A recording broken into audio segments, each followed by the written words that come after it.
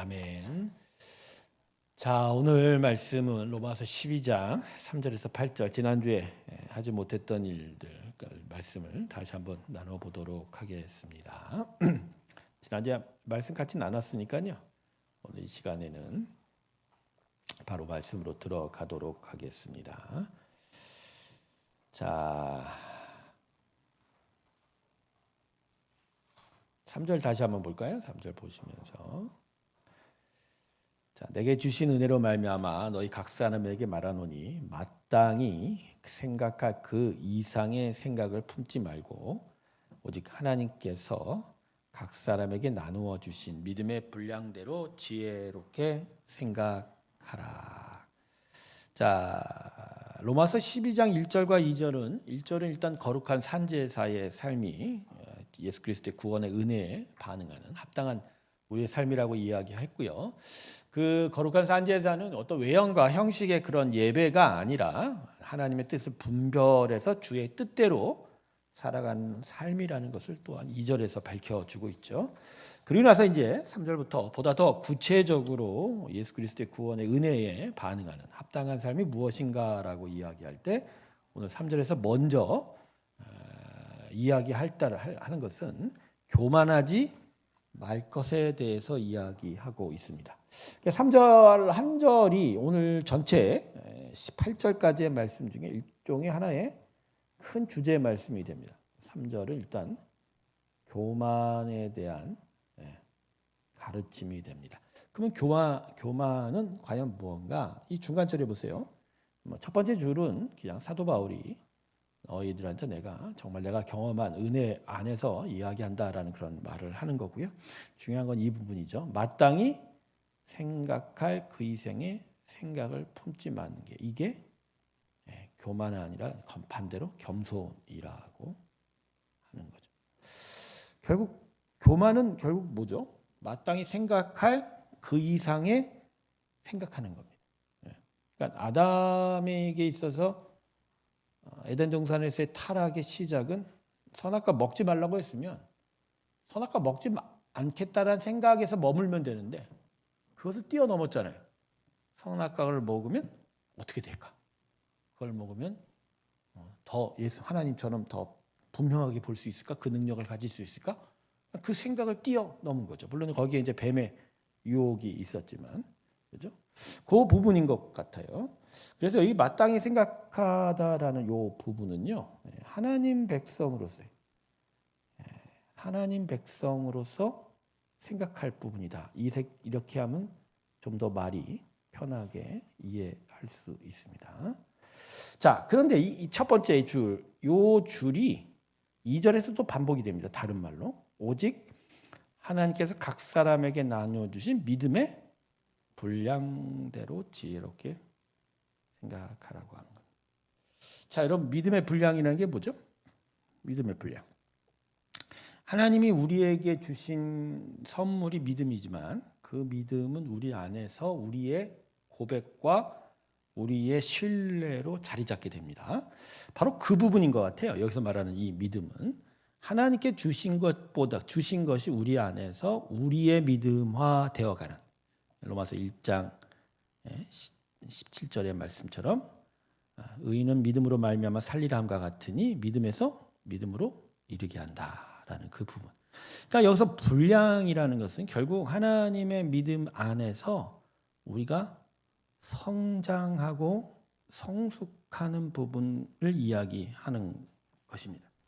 결국은 교만하지 말고 하나님의 뜻 가운데서 생각하되 특별히 너희에게 주신 그 믿음의 훈련대로 너희 안에 자란 대로 지혜롭게 생각하라고 이야기하는 거죠.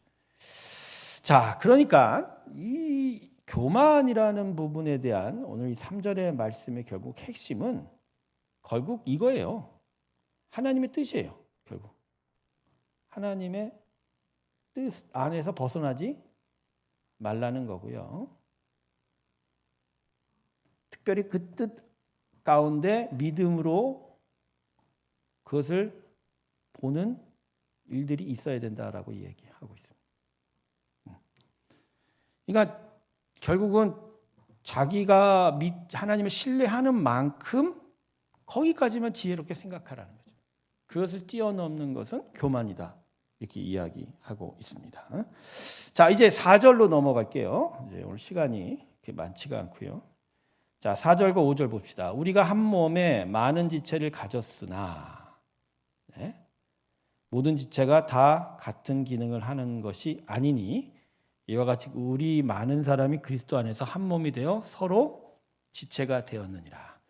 자, 우리가 교만하지 않고 겸손하게 자기 믿음의 분량대로 받은 훈련대로 생각할 것에 대해서 이야기한 후에 바울이 바로 이어지는 이야기는 교회에 대한 이야기입니다. 교회 공동체에 대한 이야기. 이 교회 공동체를 특별히 바울은 4절 5절에서 지체 개념으로 이야기합니다. 가령 이 4절은 우리 몸에 대한 이야기를 하고 있죠. 그거와 똑같이 교회도 그리스도 안에서 한 몸이 되어 서로 지체가 되는 것이다. 이렇게 이야기합니다. 그러니까 우리가 각 사람이 각각의 사람으로서 인격으로서 물론 존재하지만 교회로 모일 때는 지체 개념으로 모인다는 거예요. 그러니까 여러분, 교회의 머리는 누구죠? 예수님이죠. 예수님의 몸이 교회라고 했을 때 그 몸은 누가 이루는 겁니까? 하나님의 부르신 백성들이 한 몸을 이루는 거죠. 그러니까 지체 개념에 있어서 중요한 거는 머리는 예수고 우리는 각각이 서로가 한 몸을 이루고는 부분이다라고 하는 거죠. 그러니까 그 부분에 있어서 가장 중요한 부분이 뭐냐? 그건 겸손이라는 거죠. 그러니까 지금 3절의 말씀을 미리 한 이유는 사실은 각각의 개인의 어떤 경건의 삶에 대한 이야기이기도 하지만 바울이 지금 이야기하고 싶은 것은 교회를 먼저 이야기하고 싶은 거예요. 아마 또 바울에게 있어서 믿음의 삶에 있어서 가장 중요한 부분은 교회예요. 그러니까 지난 시간에도 이거 이야기를 하다가 멈춰졌는데 성도가 자기의 인격, 자기의 영혼으로만 존재하는 것이 우선적이지 않습니다. 하나님은 각 영혼을 부르셨으나 그 영혼이 믿음의 은혜 안에서 예수를 머리로 하는 교회로 존재하고 교회로 성장하고 교회로 성숙되기를 바라는 거예요. 그러니까 교회가 없으면 사실 성도도 있지 않은 거죠. 왜냐하면 교회론적으로 보면 성도라는 것은 완전한 한 몸이 아니라 조그만 부분에 불과한 거잖아요. 그러니까 부분인 걸로 존재할 수 있어요, 없어요? 가령 좀 잔인한 얘기지만 여기에 내 팔이 내 몸하고 떨어져서 존재한다고 칩시다. 그러면 이 팔 하나가 무슨 의미가 있어요? 없잖아요. 팔을 딱 떼어냈을 때 그건 존재한 의미가 없잖아요. 그죠? 그러니까 팔 자체로서는 아무 의미가 없는 거예요. 머리와 그리고 각각의 지체, 각각의 부분들이 서로가 한 몸을 이루는 그 완전함을 통해서 존재의 의미가 있는 거예요. 그러니까 성도는 혼자서는 살 수 없어요. 혼자서 살아갈 수가 없는 거예요. 무엇보다 예수님을 머리로 해야 되고요. 내가 결정하는 것이 아니라 주도권은 예수께 있고, 그리고 예수의 그 뜻대로 살아가는 한 몸을 이룰 때 나 혼자가 아니라 같이 해야 돼요. 같이. 그래서 이게 그러니까 아까 3절에 마땅히 생각할 그 이생의 생각을 품지 말라고 여기 있는 거예요. 그러니까 제일 중요한 사도 바울이 이야기하는 건 이거예요. 머리 되지 말라고 하는 겁니다. 머리는 누굽니까? 예수죠. 근데 우리가 머리 되려고 하면은 이거 큰일 납니다. 결국 인생에 있어서 가장 큰 문제가 결국 누가 머리 되냐의 싸움이잖아요. 하나님이 우리 머리 되는 게 중요하지 우리가 우리의 머리 되는 건 중요하지 않은 거죠. 즉 그러려니까 머리가 안 되는 생각을 해야 돼요. 그게 마땅히 생각할 분량에서 믿음대로 가는 거예요. 그러니까 믿음도 그래요. 믿음의 분량대로 산다고 하는데 이것도 사실은 이거 아까도 제가 잠깐 얘기하다 말았는데 머리 대심에 대한 믿음이에요. 하나님이 나의 머리 되시고 나를 온전케 한다라는 것에 대한 믿음으로 사는 거지. 그죠? 그러니까 여러분, 우리 스스로 존재할 수 있습니다, 없습니다? 없습니다. 그래서 두 가지를 그러니까 깨닫게 됩니다. 예. 결국 우리의 주인은 하나님이고 우리 스스로도 혼자서는 존재할 수 없다라는 걸 같이 해야 됩니다. 같이 한다는 거 정말 어려운 건데 같이 할 일들을 하나님께서 명령하고 계십니다. 자, 그 다음에 이제 7절, 6절, 7절, 8절을 보죠. 좀 더 분명하게 또 더 자세하게 이야기하고 있어요. 아까 얘기했던 지체 개념에 대한 이야기입니다. 그 지체 개념 결국 이야기할 때 하나로서는 존재하지 못하지만 각각의 부분으로서 한 몸을 이루어가는 원리에 대해서 가르쳐주고 있는 거예요. 자, 6절 보세요. 뭐라고 하죠? 하나님 우리에게 주신 은혜대로 받은 은사가 각각 다르다. 예언이면 믿음의 분도대로, 선견이면 선견이면, 혹 가르치는 가르치는, 위로하는 자면 위로하는 일, 규제하는 자는 성실함으로, 다스리는 자는 부지런함으로, 긍휼을 베푸는 자는 네.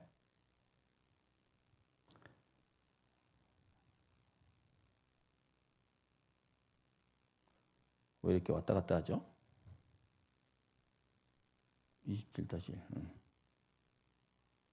자, 지금 뭔가가 계속 신호가 안 잡히는 것 같아요. 네. 자, 이런 겁니다. 결국. 자, 여기서 중요한 거는 이 은사에 대한 이야기죠. 근데 이게 다르다고 이야기하십니다. 다르다. 자, 여기서 사도 바울이 이야기하고 싶은 것이 결국 뭐죠? 네. 한 몸으로는 같은 뜻이 있지만 부분으로서는 서로 다른 기능을 한다라는 거죠. 그러니까 그 기능 때문에 서로가 가진 잘난 부분들이 다르다. 이런 거죠. 근데 그 다른 부분에 대해서 최선을 다할 때 그것들이 모일 때 한 몸이 온전히 이루어지게 된다라는 거죠. 그러니까 팔은요. 팔로서의 역할에 최선을 다하면 돼요. 발은요. 팔로서의 역할에 최선을 다하는 거예요. 근데 발이 팔이 되려면 됩니까? 안 됩니까? 그게 아까 처음 했던 믿음의 분량대로에 대한 이야기예요. 마땅히 생각할 거에 대한 이야기죠. 그런 거예요. 애가 부모가 되려고 하면 됩니까? 안 됩니까? 보통 이 깐난쟁이들이 지가 부모가 되려고 그러잖아요. 원하는 건 다 손에 쥐었고 그걸 또 막으려는 게 부모의 역할이고. 그죠? 그런 겁니다. 그러니까 눈이 귀가 되려면 안 되고 귀가 또한 눈이 될 수는 없는 거죠. 근데 각각의 부분마다 역할과 은사가 다 다르다라는 거죠. 결국은요, 하나님께서 이 교회로 모이게 할 때, 이건 또 지역교회까지도 이야기 되는데, 각각의 사람들이 하나님께서 주신 역할과 기능이 다 다른 것 같아요. 근데 문제는 이제 여기서 이런 것이 발생하죠. 그 기능의 상하 고하나 크고 작음을 측정하고 그걸 비교하려는 의식이 있게 돼요.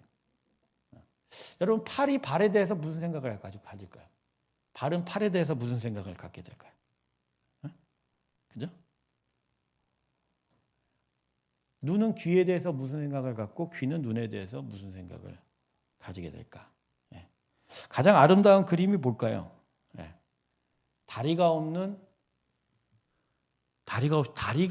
사람이, 그죠? 앞 못 보는 다리가 성한 사람의 등에 안겨서 함께 길을 가는 모습이지 않을까 생각합니다. 그게 사실은 교회의 모습이죠. 전부 다 잘할 수 없고 전부 다 완전할 수 없어요. 각자 잘난 게 다 다르니까요. 사도 바울이 이 이야기를 왜 하고 있을까? 아마도 초대교회에 계속 복음을 전하고 교회를 세웠을 때 실제 교회 안에서의 어려움이 바로 이 문제였던 것 같아요. 서로가 하나 되지 못하는, 지체와 은사 개념이 전혀 구분되지 않고 여전히 세상적인 생각 그 안에서만 머물러 있는 그 모습대로인 것 같아요. 자, 그건 뭐 우리가 다 아는 얘기니까. 자, 근데 이제 6절 하반절부터 8절까지 각각의 이제 은사에 대한 이야기가 있는데 여러분 요거는 좀 읽어 보셔야 될 것 같아요. 자, 먼저 첫 번째, 예언이면 믿음의 분수대로. 근데 여기서 말하는 예언은 앞니를 이야기하는 예언이 아닙니다.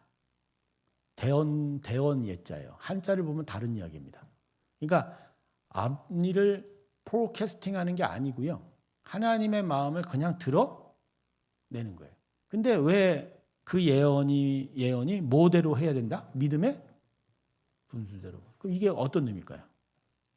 믿음의 분수대로 하는 이 마음, 이 뜻이 무엇일까요? 그러니까 하나님의 마음을 드러내는데 자기가 감당 못할 거나 자기가 믿지 않는데도, 하나님을 그만큼 신뢰하지 않는데도 말은 그렇게 하는 경우가 있다는 거예요. 사실 우리도 예언하고 있는 거예요. 무슨 얘기냐면 사람들의 일에 대해서 이야기하죠. 당신 그렇게 살면 안 돼. 그거 예언입니다. 어떤 의미에서 보면. 하나님의 마음을 전하는 거잖아요. 그러니까 자기 판단대로 비판하는 건 그냥 비난이고, 어떤 성령의 감동으로 어떤 성도의 삶 속에서 같은 지체로서 저 사람이 참 어렵고 힘들고 뭔가 잘못 빗나갈 때 우리가 이야기할 수 있어요. 권사님, 이런 건 이런 거군요. 이러면 안 돼요. 이렇게 이야기할 수 있는 부분. 그런데 그때 뭘 하라고요? 믿음의 분수대로. 나는 안 하는데 말만 그렇게 할 수 있어요, 없어요? 없어요. 그 얘기를 하는 거예요. 네, 그 얘기를. 그러니까 여러분, 자기 믿음의 분수대로 살아야 됩니다. 그러니까 사실요, 제일 괴로운 사람이 목사예요. 이건 이제 말씀 공부해서 그래요. 왜냐하면 내가 다 잘해서 여기서 선포하는 건 아니거든요. 그러니까 1대1의 관계나 개인적인 관계에서 말 함부로 쉽게 하지 못합니다. 장로님, 권사님 이렇게 살아야 됩니다. 저 웬만하면 그런 얘기 안 하는 사람입니다. 여러분 저하고 계속 만나겠지만 살아가는데 어떤 일상적인 이런 거 저런 거 그런 정보들, 지식들, 자기의 느낀 감정들 이야기하는 걸 하지만 그 사람들에 대해서 똑바로 살라, 하라 이런 얘기 쉽게 안 해요. 그건 왜 안 하냐면 내 안에 브레이크가 잡혀요. 너나 똑바로 해. 그게 먼저 잡혀요. 그러니까 왜 일어나면 나 자신에 대해서 먼저 반성하고 생각하기 바쁘지, 남의 일들에 대해서 먼저 말씀 갖고 생각하는 것이 아닌 거죠. 그러니까 누구한테 대해서 이렇게 권면할 때도 그건 성령이 그 순간 나의 입을 통해서 하시고자 하는 일이 있어요. 그럴 땐 하죠. 가령 교육자들하고도 이런저런 이야기 나누고, 장로님들하고, 직분자들하고, 어떤 그 관계 직분상 이렇게 이야기 나눌 때는 하나님께서 그 직분에서 하려고 하는 이야기를 해요. 근데 때로는 내가 안 되는, 내가 못하는 것을 막 말하려 할 때가 많아요. 그래도 제가 어떻게 해야 될까요? 안 해야 돼요. 제 믿음의 분수를 넘어서는 일이에요. 넘어서는 일이에요. 가령 저도 요새 몸이 아파서 일주일에 새벽 영상, 월요일만 이제 영상하고 화요일, 수요일만 나오고 목요일, 금요일 부모 교육자님들이 나눠서 합니다. 그런 상황인데 제가 성도님들 보고서 새벽 예배 열심히 나오세요. 내 이 말 할 수 있어요, 없어요? 아니 새벽 예배 열심히 나온 거에 대한 제 자신의 어떤 신학적인 것도 없을 뿐만 아니라 그런 어떤 차원에서 그런 말 할 수 있는 건 아니죠. 그런데 주일 설교는 달라요. 그러니까 이 강대에서 설교하는 건 다르단 말이에요. 이게 문제예요. 공예배의 공적 기능으로서 하나님의 말씀을 대언하는 부분에 있어서는 미치고 환장하는 거예요. 그러니까 가령 그 말씀이 그 말씀대로 선포되어 가야 돼요. 근데 그게 자기한테 걸려요. 나한테 걸리는 거예요. 근데 그때 마음이 힘들어요. 근데 걸리니까 피해가요? 말 안 해요? 그러니까 먼저 회개해야 돼요. 먼저 찔림 받는 거죠. 그러나서도 그 말씀을 말할 때 조심스럽게 이야기하는 거죠. 근데 또 나 때문에 조심스럽게 막 분명하게 이야기하지 못하는 일도 사실은 하나님 뜻에 또 안 맞는 부분이 있는 거죠. 그죠? 그런 것들 때문에 괴로워요. 괴롭다고. 이 부분이 믿음의 분수대로 3절 말씀이 맞아요. 네, 맞아요. 마땅히 생각할 분량대로, 믿음의 분량대로 살아가는 게 맞는 것 같아요. 자, 두 번째, 섬기는 일이면 섬기는 일로. 이분이 중요한 거는 이제 섬기는 일. 이건 이제 교회 사역에 대한 이야기인데, 교회 사역은 결국 이게 섬긴다라는 단어는 위를 받든다는 얘기겠죠. 근데 교회 사역은 기본적으로 자세가 무릎 꿇는 일입니다. 가령 여러분 뭐 한국에도 많이 퍼져 있는 뭐 종업원들의 봉사태도 있지 않습니까? 한국 기내에 오면 승무원들이 하는 자세 때문에 외국 사람들이 감동을 좀 얻는다고 그러죠. 조금 또 이상하게 생각하는 분이죠. 외국 항공기 타면은 뭐 스튜어디스들이 할머니들이 많고 아저씨들이 많습니다. 뭐 되게 뭐랄까 좀 딱딱하고 그죠?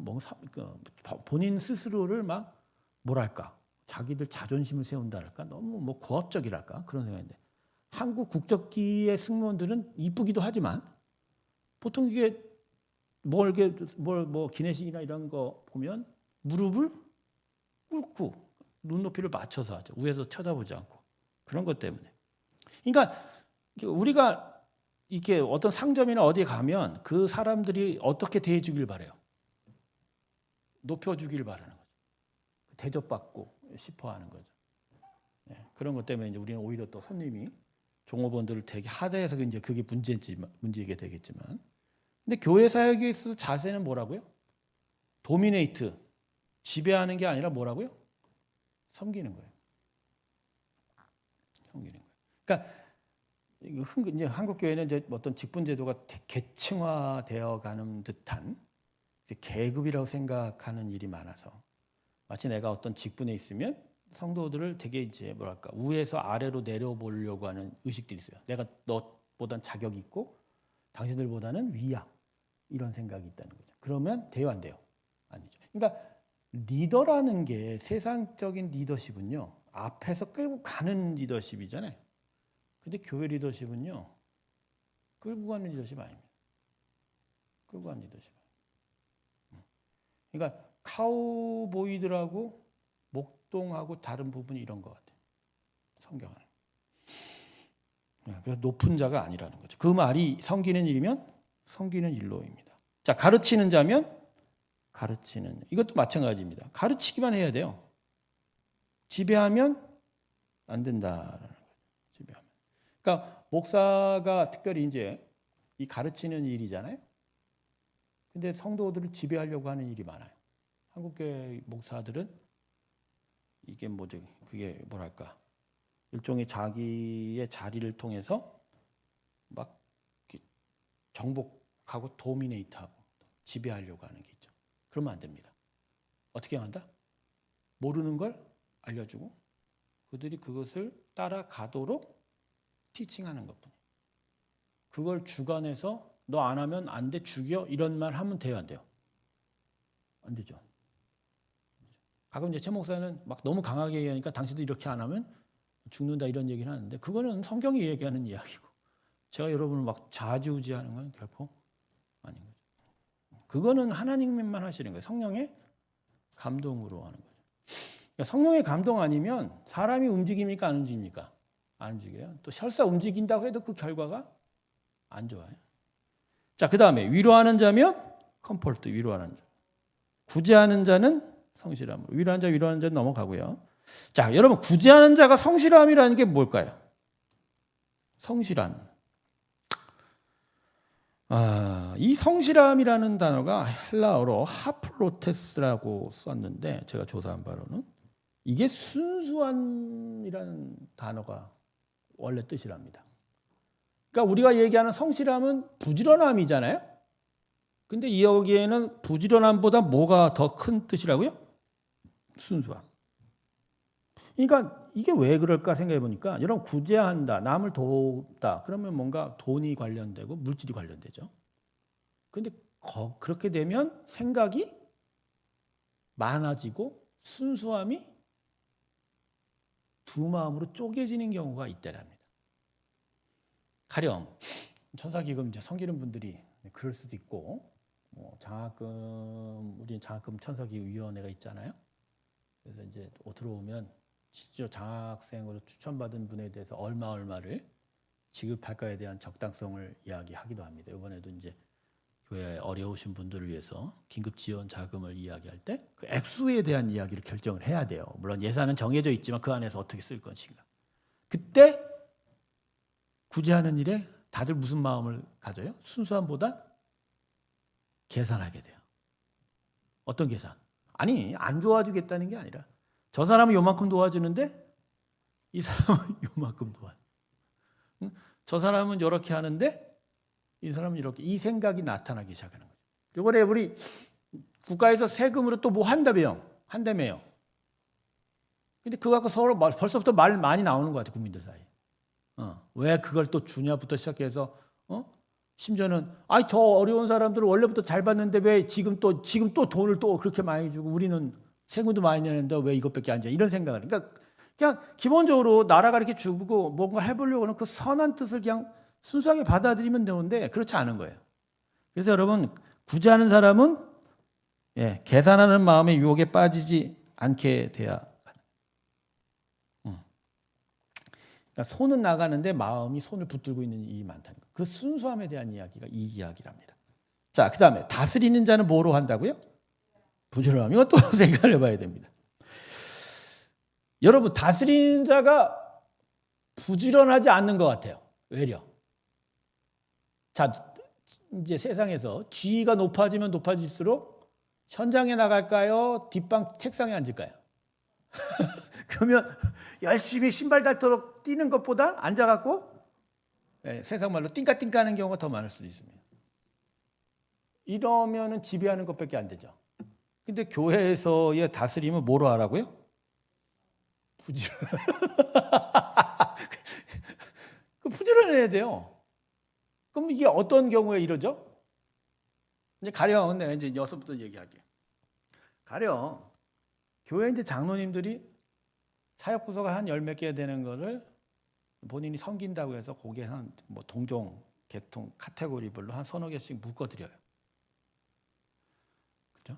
그러면 이제 장로님들은 그 사역 부서장들이 열심히 일하도록 돕고 때로는 간섭도 좀 하고 때로는 도와주고 하는 일을 하는 거예요. 하는데 이게 세상적인 가치로 보면 자기를 보고받는 사람으로 생각할 수 있어요. 당신 한 달 동안 열심히 일한 거 나한테 보고서 내. 이러고 할 수 있어요. 그러면 나는 앉아있는데 너는 일하고 나한테 보고서 써갖고 가져와가 돼요.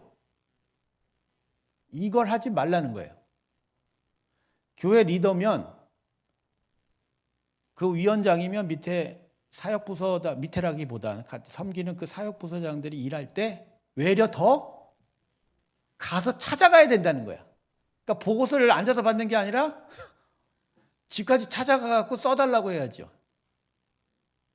맞죠? 맞는 거라니까요. 근데 이런 식으로 다스리지 않아요. 왜냐하면 버릇이 세상의 일들을 하다 보니까 다 와서 나한테 보고하라고 그러지 내가 달려가서 하지 않는 거죠. 이 부분에 대한 이야기. 그러니까 여러분 열심히 부지런하게 신발 닳도록 달려가야 됩니다.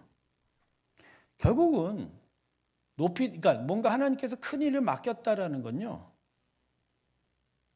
책임감과 열정과 그런 진지함을 계속 유지했기 때문이거든요. 하나님께서. 그걸 사용하는. 근데 그 열정이 계속 발휘되도록 해야 되는데 이게 뭔가 큰 걸 맡기 시작하면 열정보다는 뭐로 가요?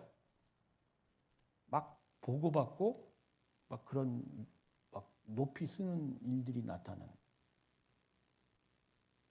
한국 교회 임직식을 하고 나면 임직자들이 대부분 이렇게 변해요. 다스리는 자화 돼서 부지런함이 사라지고 뭐가 돼요? 고압적인 자세가 많이 나타나요. 성도들은 신발 닳도록 열심히 한 그 모습을 보고 뽑았거든.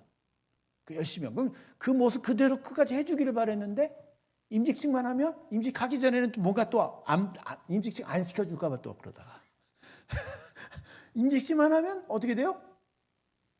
확 돌변해버리는 거죠. 언제 내가 완장차고 뭐 하겠다는 식으로. 하나님 원하시는 건 그 부지런함이거든. 그 부지런. 저도 그래요. 몸이 안 움직이는 건 분명히 있는데 제가 20대 후반 30대의 전도사로서 사역했던 제 모습 막 물불 안 가리고 막 했던 모습에 비하면 지금은 완전히 게으른 거죠. 게으른 거죠. 책상에만 앉아 있으려고. 물론 이제 책상에 앉을 수밖에 없어요. 설교 준비하고 워낙 많은 강의들이 있어 보니까 앉아서 그걸 해야죠.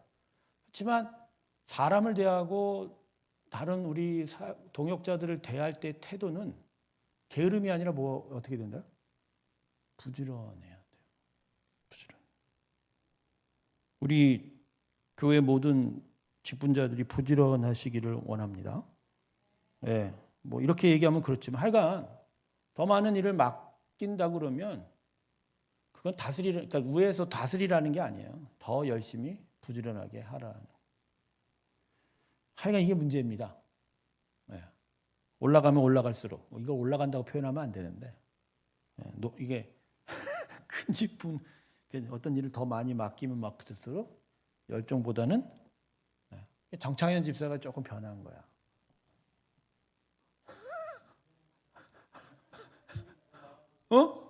이거 주일날 이거 HDMI 이거 점검하고 가기로 했잖아.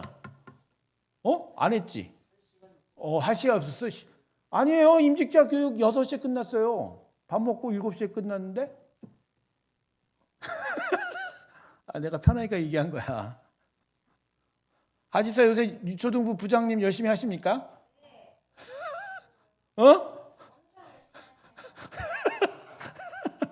그러니까 선생님이라는 게 아이들을 이게 다스리는 게, 그러니까 다스린다는 게 지배하려는 게 아니고요. 더 해줘야 돼요. 자, 긍휼을 베푸는 자는 뭘로 하라고요? 즐거움. 이 즐거움은 뭘까요? 이건 진짜 나눔이 주는 즐거움이죠. 베품이 주는 즐거움. 긍휼함이 즐거움이 되는 거예요. 이건 진짜 하늘의 수준이 돼야 되는 부분이죠.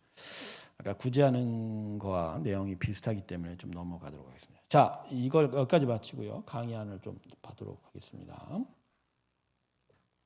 오늘 제가 좀 일찍 끝내려고 했는데 또 일찍 못 끝내네. 자, 강의안 제가 읽겠습니다. 자, 넓은 그림 보기. 어느 날 몸의 기관들이 회의를 했답니다. 눈이 말하기를 나는 보는 기능이 있으니 제일 중요하다. 이어서 손이 말합니다. 나는 일을 하니까 내가 최고다. 다음으로 발이 말합니다. 내가 없으면 어디도 못 간다. 이렇게 서로 싸우다가 결국 협력을 멈추기로 했습니다. 그 결과 어떻게 되었습니까? 몸 전체가 움직이지 못하게 되었다. 교회는 각자 잘하는 사람들의 모임이 아니라 서로 연결된 한 몸입니다. 눈이 손을 무시하면 결국 자신도 불편해집니다. 다른 성도를 무시하는 순간 결국 자신도 손해를 보게 됩니다. 교회 공동체를 이루에 있어서 가장 안 좋은 말이 뭐죠? 나 아내. 근데 나 아내가요. 내가 너무 피곤하고 너무 힘들어요. 이 차원에 나온 얘기면 괜찮을 수 있는데 대부분의 나 아내는 뭘 깔고 있어요? 나 안 하면 니들 한번 해봐 한번. 나 없으면 되나? 니들 한번 고통 좀 당해봐. 내가 얼마나 열심히 했는데 니네 나의 가치를 무시해? 이런 경우가 허다해. 그죠? 아집사 고개를 끄덕이는 거 보니까 그지? 그런 말 하기만 해봐. 나 안 해. 나 안 해. 그런 거예요. 근데 그 사람 입장에서 보면 그 사람도 상처를 받은 거죠. 열심히 했거든, 나름. 근데 그걸 인정하지 않아 주는 것 때문에 그런 거예요. 왜 인정을 안 했죠? 대부분의 경우가 대부분의 경우가 그가 하는 일에 그가 충실치 못하다고 생각하거나 그 기능을 제대로 하지 못한다고 생각하면 무시를 하는 경우가 많아요. 무시를 하는 경우가. 근데 이게 문제예요. 하여튼 간에 기능은 해줘야 되긴 하거든요. 기능.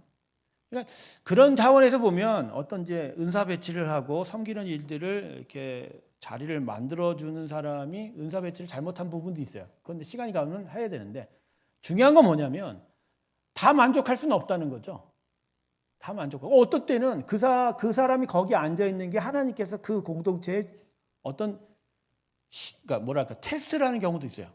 훈련을 시키는 경우도 있어요. 이야 여기 기능을 제대로 못한 사람이 있는데 너희가 과연 이 사람을 어떻게 대하는지를 지켜보기를 원하는 부분도 있어요. 왜냐하면 사역은요 관계 훈련이지 결과가 두 번째예요.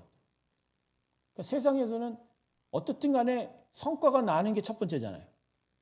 근데 교회는 성과가 아니에요. 왜냐하면 일은 하나님이 하시죠. 결과는 하나님이 만들어내시거든요. 그건 하나님이 하시는 일이에요. 전적으로. 결국은 그런 사역에 있어서 가장 중요한 부분은 관계 훈련이에요. 각각의 성품의 훈련이죠. 그냥 어떤 사람이 그 기능을 제대로 하지 못한다고 쳐요. 그러면 우리는 그걸 어떻게 해야 되냐고요. 가령 아침에 예배를 드리는데 반주자가 반주를 별로 잘 못해. 낑낑거리고 막 자꾸만 틀려. 막 그럴 때 내가 그 부분을 어떻게 해야 돼요? 어떻게 해야 될까요? 반주자를 바꿔요?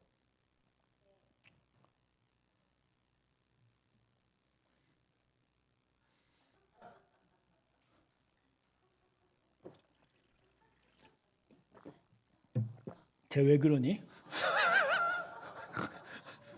어떻게 못 바꾸지?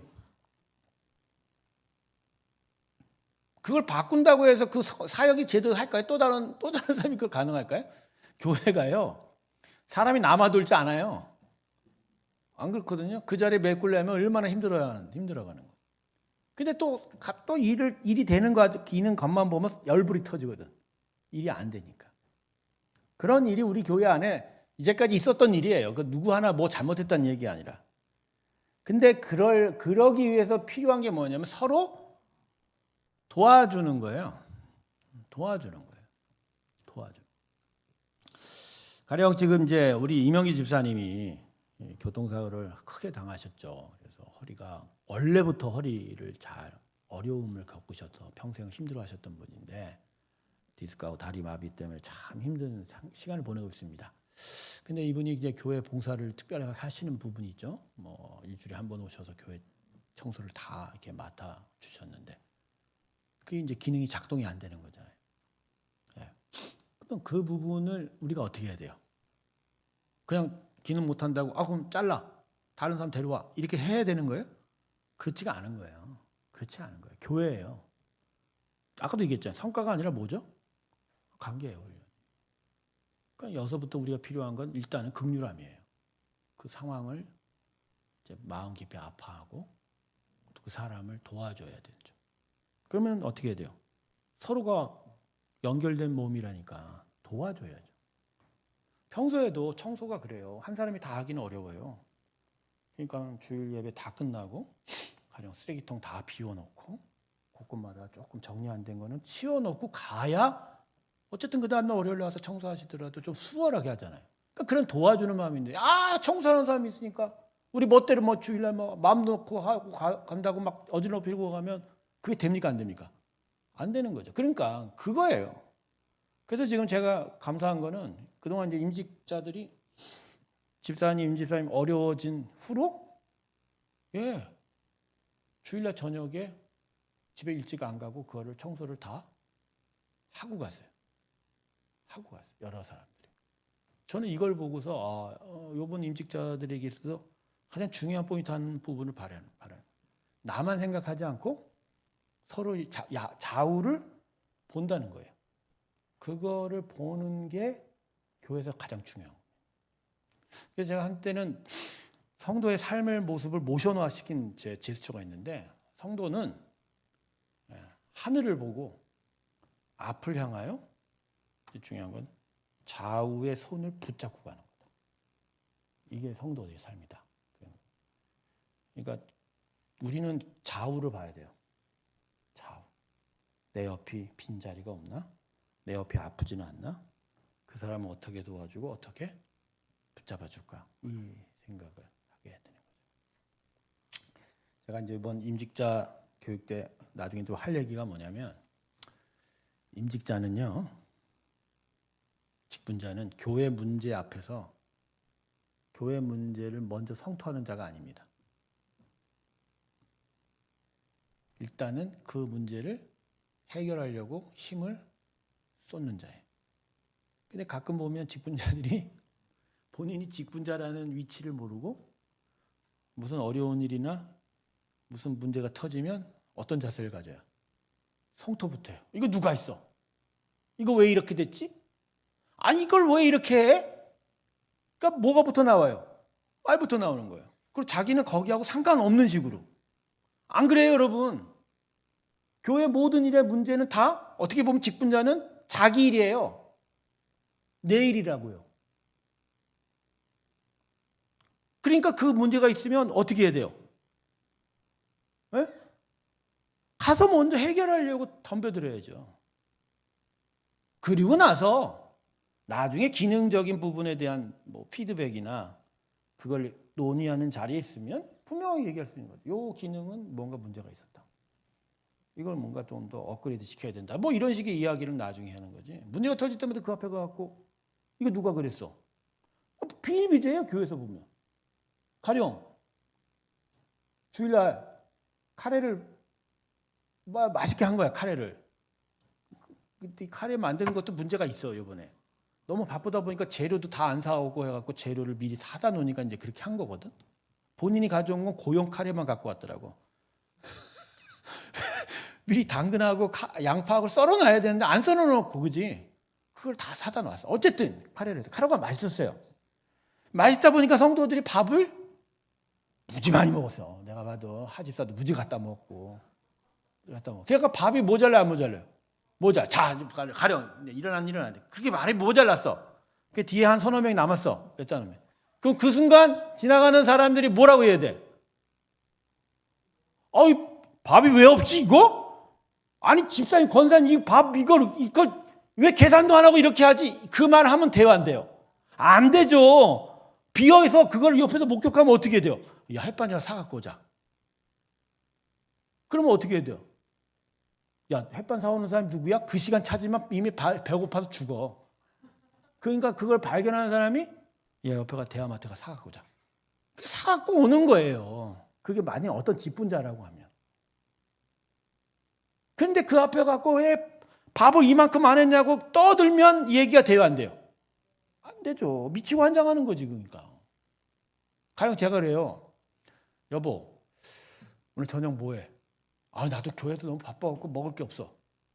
그럼 제가 그 자리에서 우리 아내 보고, 야, 지금 배고파 죽겠는데 밥도 안 하고 이거 어떻게 하라고? 이렇게 말이 돼요, 안 돼요? 그럴 수도 없어. 무서워서 말 못해, 나는. 나는 말 못해. 근데 가끔 비스끄무리하게 얘기해. 그럼 뭐 어떻게 하라고? 막 짜증만 내면 당장 그러지. 너는 님 밥 해왔어? 이렇게 나오면 이제 집안 이제 힘들어지는 거예요. 그럴 때 어떻게 해야 돼요? 그렇지, 아니지. 아니야. 아니, 우리 어떻게 해 먹을까? 어떻게 할까? 그러면 나가서 먹을까? 아니, 뭘 먹을까? 이렇게 상의하고서 문제를 해결하는 사람이지. 마치 남편은 얻어먹는 놈이고 아내는 해주는 사람이에요? 직분자들이 대부분 이렇게 해요. 다 자기 잘났다는 식으로만 생각하는. 안 돼요. 주변 보고. 그러니까 이번에 우리 직분자들은 그러지 않기로 하는 거예요. 교회는요, 머리는 예수님 혼자면 다요. 예수님 혼자면 돼요. 일하는 사람이 많아야 돼요. 일하는 사람이 많지 않고, 일하는 사람 없고 말만 많으면 어떻게 돼요? 교회가 산으로 갑니다. 되는 일이 없어요. 되는 일이 없어요. 그죠? 그 얘기예요, 지금. 교회는 그래서 각자 잘하는 사람들의 모임이 아니라 서로 연결된 겁니다. 이게 제일 중요합니다. 연결되어 있다고만 생각하십시오. 좌우를 본다고만 생각하시면 돼요. 그러면 좀 나아져요. 좌우를 봐라. 그렇죠? 자, 본문을 한번 또 보겠습니다. 질문이, 바울은 본문 3절에서 자신이 받은 은혜가 있기에 각 사람에게 말하고 있다고 기록하고 있습니다. 그것은 이미 하나님의 교회를 세우시는 하나님의 섭리와 계획을 바울이 이미 체험했기 때문입니다. 과연 그 체험이 무엇이라고 생각합니까? 바울이야말로 당대에 있어서 교회를 세운 장본인이죠. 물론 그가 세운 건 하나님만 세웠지만 수많은 지역을 다니고 복음을 전하고 항상 복음이 전해진 곳마다 교회가 세워졌으니까. 그리고 바울은 한 번 복음을 전한 후에 반드시 그 지역을 다시 찾아갑니다. 그 지역을 섬깁니다. 그러니까 얼마나 많은 교회 공동체, 각 지역마다의 교회 공동체를 경험했겠냐고. 그러니까 거기에 있는 모든 문제들을 다 이미 보고 또 그 문제들을 해결해 가고 또 경험해 갔던 일들 가지고, 그죠? 오늘 이 로마 교회 성도들에게 이렇게 얘기한 거예요. 뭐라고 얘기한 거죠? 내게 주신 은혜로 말미암아 너희 각 사람에게 말하노니. 내게 주신 은혜로 말미암아. 그 얘기입니다. 자, 그다음에 2번, 3번. 4절과 5절을 통해 교회가 어떻게 이루어지는가에 대해서 알 수 있습니다. 4절과 5절 한번 놓고 보세요. 자, 아래 문장의 빈칸을 적당한 단어로 한번 채워 보십시다. 거룩한 하나님의 성도 하나가 예수 그리스도 안에서 하나의 뭘 이룬다? 몸을 이룬다. 그지? 하나님의 뭐다? 교회이다. 네, 이런 얘기.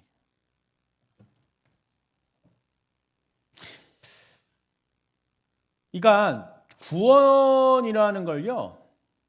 요새 많은 신학자들이 이구동성으로 이야기하는 부분은 교회론적인 관점에서 더 많이 봅니다. 구원이라는. 그러니까 무슨 얘기냐? 혼자서는 이룰 수 없다는 거예요. 그러니까 구원 자체가 교회적인 차원에서 이루어져 가는 거예요. 그러니까 가령 머리가 예수님이고 내 스스로가 전체의 몸을 이루는 게 아니라 각각의 성도들과 함께 연합해서 한 몸을 이루어가는 차원에서 보는 거죠. 그러니까 일단은 첫 번째는 머리 되심을 인정하는 게 구원이에요. 그러나 그 머리 되심을 인정할 때 그 뜻을 따라 몸을 이루어갈 때 나 혼자서 못 이룬다는 거예요. 같이 연합하고 서로 지체가 연합하고 하나가 되면서 한 몸을 이루어가야 돼요. 그러니까 교회 공동체가 너무 중요하고 심지어는 지역 공동체로도 안 돼요. 온 유니버셜 처치처럼 온 지구상의 교회가 하나 되어가는. 이런 점에서는 선교도 마찬가지라는 거죠. 선교. 그러니까 저 브라질 아마존강에 사역하는 분의 어려움이 우리의 어려움이라는 거죠.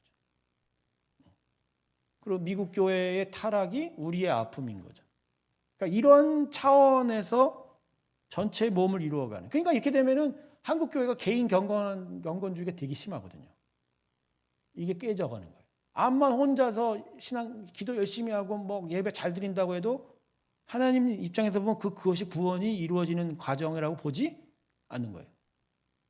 그러니까 이런 식으로 보면 공예배가 중요한 게 아니라 일상의 삶에서 서로 연합하고 함께 가는 차원의 일들이 중요한 거예요. 전체 교회가. 그렇죠? 가령 지금 중동에서 큰 사건이 일어나고 어려움을 겪고 있지 않습니까? 이 전쟁을 과연 이 지구상의 교회, 성도들은 과연 어떻게 볼까? 이 부분을 어떤 식으로 할까? 난 빌리 그레이엄 목사 아들이 트럼프를 그렇게 축복했는지 요새 알았네. 그죠? 근데 교황은 트럼프에게 할 말은 했더라고요. 뉴스를 들어보니까. 그러면 교회가 이 일에 있어서 어떠한 자세로 주님의 뜻을 이루어가는지에 대한 이야기가 이것도 예배예요. 여기까지 더 얘기하면 너무 힘드니까 더 얘기 안 하겠습니다만. 자, 그 다음에 5부터 하나님께서 하나님의 계획을 온전히 이루어져 가기를 위하여 각각의 성도들에게 믿음의 분량대로 무엇을 주시고 그것을 통해서 교회가 섬김받기로 하신다. 자, 4절과 6절을 보면 바울은 이것이 같기다는 두 단어로 표현하고 있습니다. 4절과 6절을 보면 자, 4절에는 뭐라고 이야기하고 있죠? 자, 6절 보면 이제 중요한 거는 은사예요. 근데 4절을 이걸 뭐라고 하면 지체 다음에 뭐라고 나오냐면 같은 기능이라는 단어로 나와요. 그러니까 은사와 뭐가 기능이 같은 의미라는 거죠. 자, 여러분 이런 차원이면 모든 성도들은 다 하나님의 교회를 위해 각각의 기능을 받는 거예요. 기능 없는 사람이 없어요. 정창희 집사님의 은사는 뭡니까?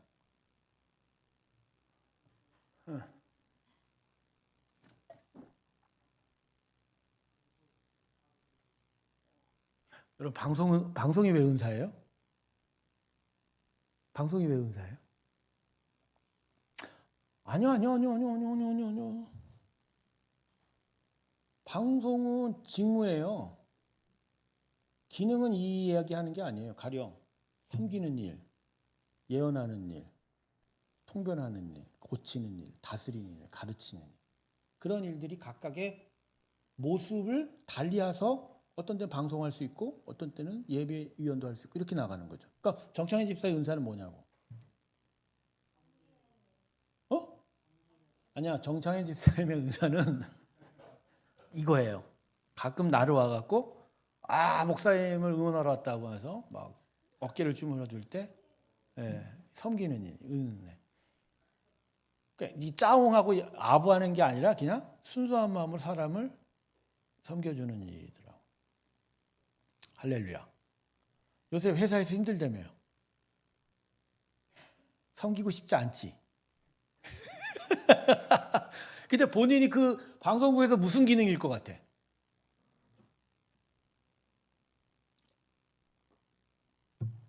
섬기는 일이니까 그게 부딪히는 거야 자꾸만. 다른 것들하고. 근데 하나님은 그 원형을 잃지 않기를 바라는 거예요. 근데 결국 손은 손의 역할을 해야 돼요. 손이 발의 역할을 하면 원숭이가 되고요. 그렇죠.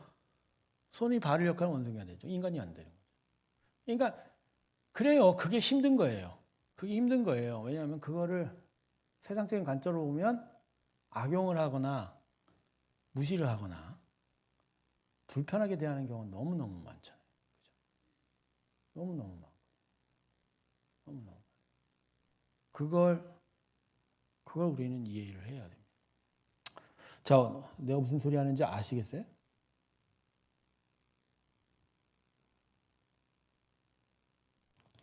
자, 질문 5번. 바울은 각각의 성도들이 주신 은사를 통해서 교회를 저마다 섬기라고 7절과 8절에서 통하여 말하고 있는데, 그런데 그 섬김에 있어서 중요한 원칙 하나를 제시하는데 그 원칙이 본문 3절에 기록되어 있습니다. 그 원칙은 다른 것 같습니다.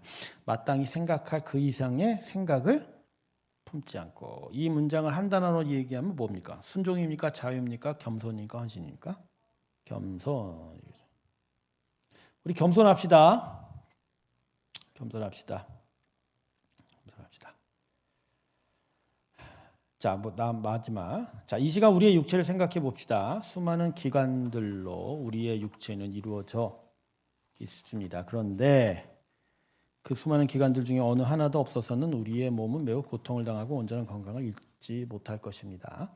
교회도 이와 마찬가지입니다. 한 사람 한 사람을 살펴보면 하찮게 생각되고 어쩌면 불필요하게도 생각이 들지만 하나님께서는 연약하고 부족하기만 한 우리 각 사람을 통해서 그리스도 안에서 하나의 몸 교회를 이루기를 원하십니다. 그러므로 우리에게는 무엇보다 교회를 섬김에 있어서 내 자신이 부족한 것을 인정하며 남과 함께 협력하여 한 몸을 이루겠다는 겸손이 필요합니다. 이 시간 함께 이것에 대해서 생각해 보기를 원합니다. 결국 원리는 그런 것 같아요. 사역 잘하는 분들이 참 많아요. 어떤 분들 배운 것도 다르고 능력도 또 차이가 있는 것 같아요. 분명히 5달란트, 3달란트, 1달란트의 차이를 주고 종들한테 베푼 주인의 비율을 보면 다 같은 양을 주는 것 같지는 않아요. 중요한 거는 가끔 보면 그래요. 교만하게 내가 잘한다고 주변에 연약하고 부족한 사람들을 막대하는 경우가 많아요. 그 기능에만 충실해서. 근데 그러다가 큰 코 다치는 경우가 많더라고요. 그 사람이 비어지거나 그 사람이 힘들어지는 경우에 정말 어려운 경우 당하는 거 참 많이 봅니다. 그러니까 결국 자기 혼자로서는 이룰 수 없다는 걸 인정해야 됩니다. 자기 혼자로. 우리 교회 성도들은 지금 한 100분 되는데 저는 그렇습니다. 서로가 서로를 인정했으면 좋겠어요. 서로를 인정했으면 좋겠어요. 그리고 우리 모두가 다 같이 있어야 하나가 된다는 생각을 하는 게 제일 중요한 것 같아요. 그래서 좌우를 자꾸 돌아보면서 이 사람을 위해서 내가 무엇을 해줄까? 이 사람을 위해서 내가 어떤 일을 해줄까 하는 그런 마음들이 있었으면 좋겠습니다. 가끔 이제 여름이 다가오면 또 에어컨 때문에 이 본당은 또 몸살을 앓습니다. 그죠? 에어컨 2개가 위치가 이렇게 적당한 자리를 찾지를 못하니까 이 안에 이제 그 에어컨 냉풍이 이게 순환이 이게 균형 잡혀 있는 것 같진 않아요. 그러다 보니까 이 지금 이쪽은 완전히 서늘한 완전히 이제 저걸 2개를 틀면 남극이 되어 버리는 경우가 있지만 이쪽 부분은 여전히 열대가 되어서 그래서 여기서는 무슨 생각을 해요? 왜 에어컨 안 틀지? 근데 여기는요. 좀 추워. 그만 끄지? 이러는 거예요. 근데 이걸 이기는 방법은 어떻게 해요? 저쪽에 있는 사람은 얼마나 더울까? 여기 있는 사람은? 여기 있는 사람? 아니, 여기 있는 사람은 생각 안 해도 돼. 계속 차가운 바람이 오는데. 그리고 제일 힘든 게 여기예요. 아니, 여기라니까? 여기가 제일 힘들다고. 여기 바람 안 와. 강대상이 얼마나 더운 줄 아세요? 더울 때마다 목사님이 얼마나 힘들까? 그 생각 좀 해줬으면 좋겠어요. 그래서 이후에다가 뭐 단다고 그러는데 그러면 또 안 되고. 어쨌든. 근데 난 이해가 안 가는 게 왜 앉던 데에 앉아요? 왜 앉던 데만 앉냐고. 아니, 여기 에어컨 때문에 추운 분은 이쪽 좀 더운 데로 와서 앉으면 안 돼요? 근데 안 앉고 여기 더운 분은 왜 거기 앉냐고. 여기로 오면 되는데.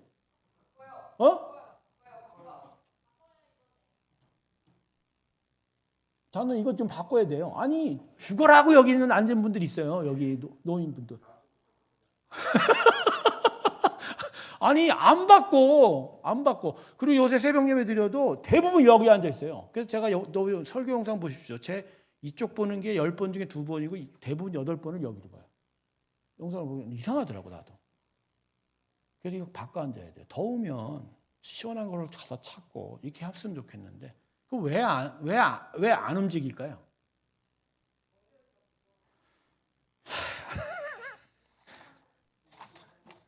응? 그렇습니다. 예. 그러니까 베드로의 그 말이 맞는 것 같아요. 예. 주를 위하여 여기 초막 짓고 살겠습니다라는 그 말.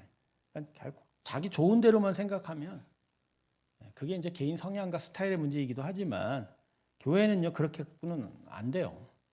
하나가 안 됩니다. 그래서 좀 같이 섬기고 나누는 일이 좀 필요하겠다 그런 생각을 해봅니다.